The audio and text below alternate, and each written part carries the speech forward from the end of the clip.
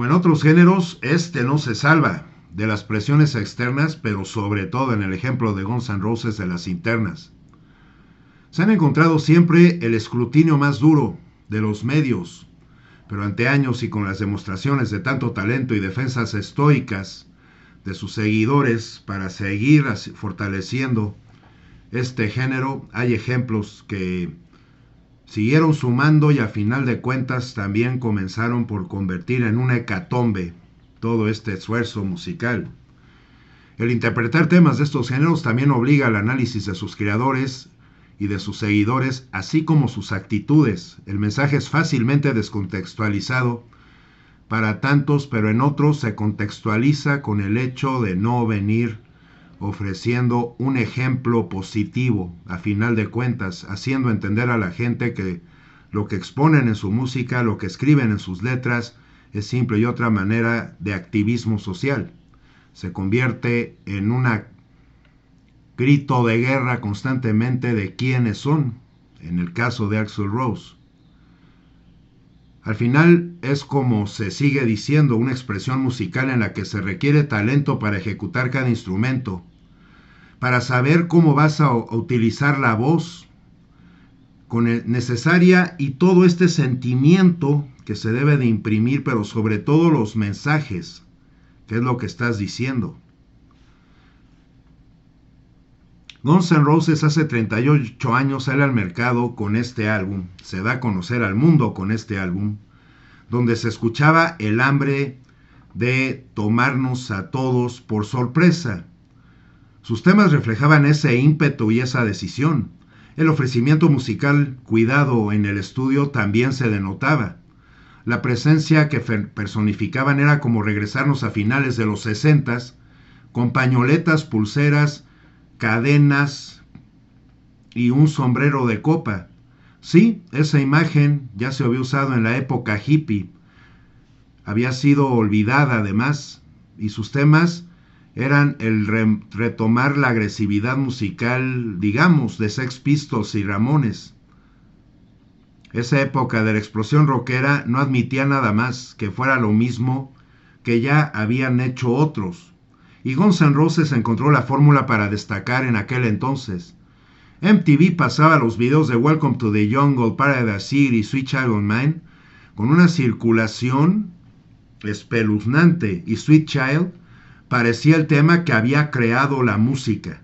Era muy repetida en MTV, VH1, estaciones de radio, en tornamesas de las casas de tanta gente y reproductores de cassettes de casas o de los coches, como si el mundo se fuera a acabar.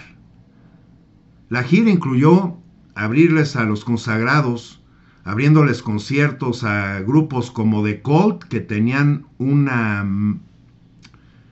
tronco común similar en su sonido y además en su manera de verse en el escenario. Le abrieron Iron Maiden y también a Aerosmith, que Aerosmith también tuvo demasiados escándalos, sobre todo en la época de los 70s y algunos más en los 80s. Alrededor de 157 conciertos hicieron en esa gira, que además debe de contarse como récord para un grupo nuevo con un solo álbum. Saul Hudson, mejor conocido como Slash, se impone en ese álbum. Al momento de tomar la Gibson Les Paul y haciendo un uso moderado distinto de los efectos como el wah-wah, compresores y distorsión, pero lleno de actitud y volumen en su guitarra, fue como escuchar a los Rolling Stones revolucionados. Esa influencia está muy marcada en el estilo de Guns N' Roses. Los temas de Sweet Child O' Mine y Night Train, además de ser una muestra de dos estilos extremos que podía manejar este mismo grupo, comenzaron a ser la semilla de la discordia entre ellos mismos, entre lo muy digerible a lo más agresivo, y daban como jamón del sándwich a Welcome to the Jungle y Paradise City. Ese mismo año, el tema de Bon Jovi, Living on a Prayer, lo hacían tocar en tantos bares, estaciones de radio, casas, que al momento de que Sweet Child toma su lugar, pues sí, fue un momento de frescura que al pasar de los 2-3 meses, también se volvió insoportable porque era demasiado repetitivo estar escuchando aquí y allá. Al final de cuentas, Appetite for Destruction abrió las puertas poco tiempo después a bandas como Mindfunk y al grunge.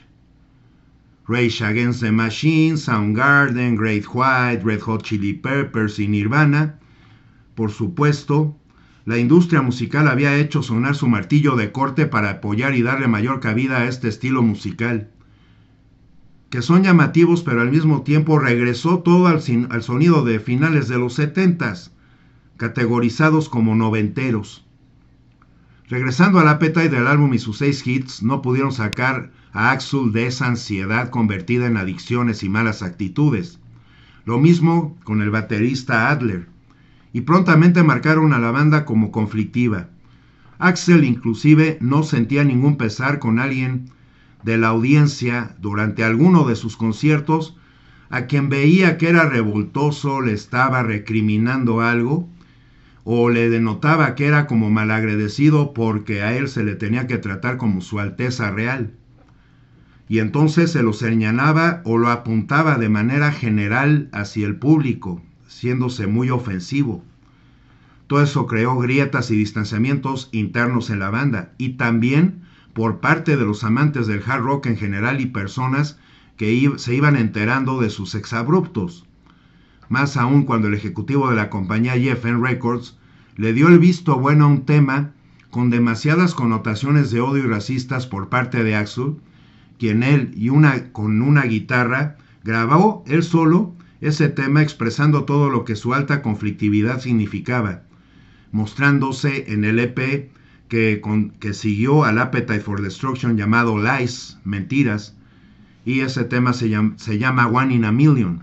Hasta pareció que lo escribía un himno a los confederados, de aquellos que querían seguir teniendo a varios grupos étnicos trabajando para ellos y bajo cero garantías individuales, así como el presidente actual en 2025 de los Estados Unidos. Si se toma positivamente, Appetite for Destruction se volvió en una campanada final de una época que duró 30 años llamada hard rock. Se invitó a más personas a tomar un instrumento y aprenderlo. Y lo mejor de todo, Axl no se volvió en un referente con esa voz peculiar y que al paso de los años se volvió caricaturesca. El Appetite for Destruction fue tan importante, pero también es la sintomatología de que varias de estas personas con talento se desvirtúan al momento de no centrarse y de no pensar, esto es música, estas son cosas que yo quiero expresar, pero también con mesura, ¿no?